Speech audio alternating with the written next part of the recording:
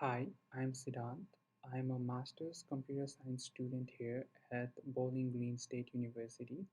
Today, I will be presenting the work of Dr. Mary Shaw and Dr. David Garland on characteristics of higher level languages for software architecture. This paper was authored by Dr. Mary Shaw and Dr. David Garland. According to Google Scholar, Dr. Mary Shaw has an H-index of 55. Her work has been cited more than 21,000 times. Dr. David Garland has an H-index of 80, and his work has been cited more than 37,000 times. Both of the authors from my research I found were heavily involved and also influential in researching about improving the software quality and software efficiency through software architecture. Dr. Mary Shaw was also a recipient of National Medal of Technology and Innovation in the year of 2012. This paper was published by the Computer Science Department of Carnegie Mellon University, and this paper also appears in Carnegie Mellon University Software Engineering Institute technical reports. This paper has been cited about number of 114 times according to Google Scholar. So this paper talks about how to explain a software architecture more precisely and more practically, uh, such as how can we compare and contrast between the structural decompositions of software, as in, can I use this component as opposed to that? And what would and how would that implementation affect the overall performance of my software? This paper also argues that this need is a language design problem, and it talks about how a new language design is needed that expresses the semantic entities for architectural descriptions differently. It also talks about how the new language design has to have a higher level of abstraction that can better explain the interactions between modules. Um, it further talks about the classes of properties that this new language design has to fulfill, such as composition, abstraction, or reusability, which means uh, that it should allow or explain the use of components and connectors even if it is described outside the architectural system. This, pap- this paper talks about how the most common approaches to describe software architectures are ineffective. Designers typically draw architectural diagrams using box and connecting lines, or they use idiomatic phrases to describe the relationship between entities. But such approaches are highly ambiguous. For example, client-server model, pipeline, or layered architectures. All of these three terms can be used to describe the two a similar relationship between two entities. Modularization facilities and interconnection languages can be used to describe the structural decompositions more precisely, but they only provide low level of interconnection between the components, and they cannot explain the architectural designs precisely. A new design language needs to be created to describe software architecture precisely, and for that, this paper sets the guidelines to create the new description language.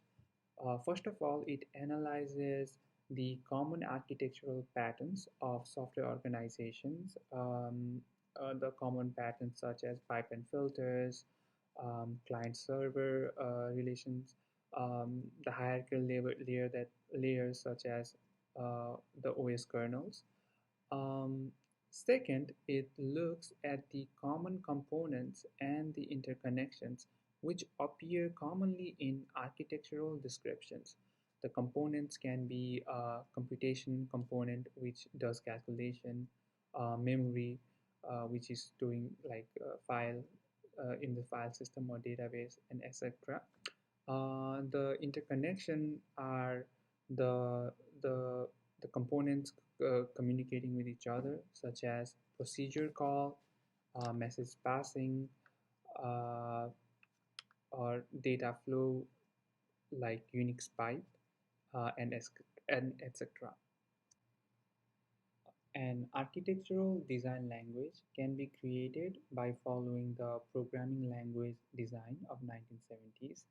Thus, it is going to have the critical elements such as components, operators, abstraction, closure, and specification.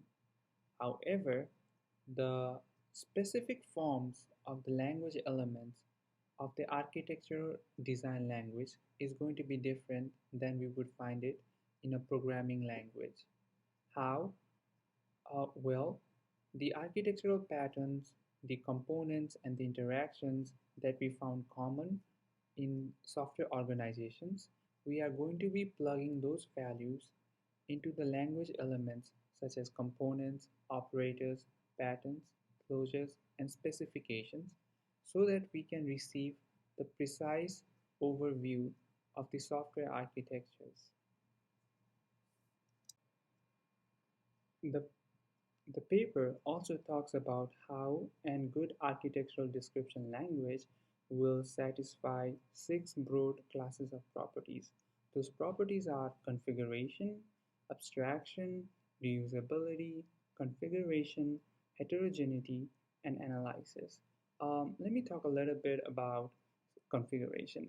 So, using a good ADL, architectural description language, it would be possible to like describe a system as a composition of different independent components and connections.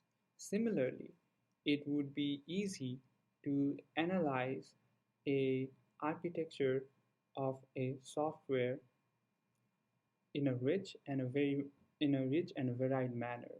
It would also be possible to use the components, connectors, and architectural patterns in different architectural descriptions, even if they were developed outside the context of the current architectural system.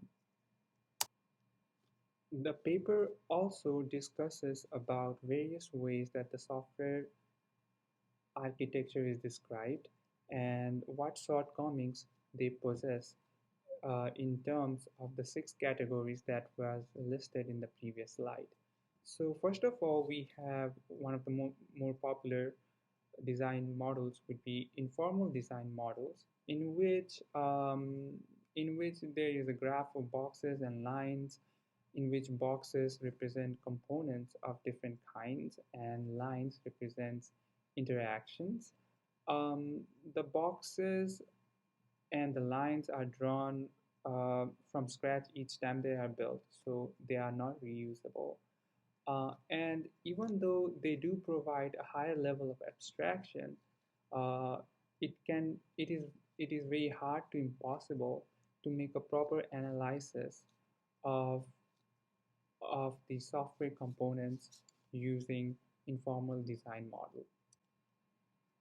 The paper talks about another popular way that is used to describe software architecture, which is through modularization. A module defines an interface which will declare to which facilities it is exporting to or importing from, and it is based on name matching. What file is important where is determined by name matching. We see that modularization performs poorly in all of the six categories described in the previous slide before. The other methods, such as module interconnection languages or other languages that are described in the paper that support alternative forms of interactions, they also perform poorly on the six criteria that were listed in the slide before. The popular methods to describe software architecture in the time that this paper was written are very inefficient. A new higher level language is required which can satisfy the six classes of property that are listed in the slides above. A new language or framework can be designed by keeping semantic entities for architectural description and by keeping higher level of abstraction in mind. Thank you for your time and attention. I'm really looking forward to reading the discussions ahead and ending this presentation on a light note. Here's a picture of Dr. Mary Shaw being awarded the National Medal of Technology and Innovation in 2012 by President Barack Obama. Thank you and have a blessed day.